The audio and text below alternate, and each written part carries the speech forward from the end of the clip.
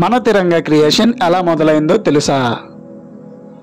1906లో స్వామి వివేకానంద గారు ఫాలోవర్ అయిన బాగిని నివేదిత గారు ఫస్ట్ ఫ్లాగ్ని క్రియేట్ చేశారు. ఈ ఫ్లాగ్ని నివేదిత ఫ్లాగ్ అని కూడా పిలుస్తారు. 1917లో అన్నీ బీసెంట్ మరియు బాలగంగాధర్ తిలక్ గారు ఇద్దరూ కలిసి ఒక న్యూ డిజైన్ని తీసుకువచ్చారు. తరువాత 1921లో మన ఆంధ్రప్రదేశ్ నుంచి పింగిలి వెంకయ్య గారు త్రివర్ణ ఫ్లాగ్ని డిజైన్ చేశారు. దీన్ని గాంధీజీ గారు అప్రూవ్ కూడా చేశారు.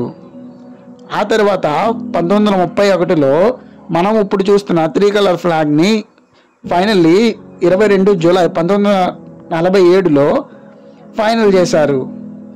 సాఫ్రాన్ వైట్ గ్రీన్ మిడిల్లో అశోక చక్రతో ఈ ఫ్లాగ్ ఉంటుంది. ఇది మన తిరంగా స్టోరీ.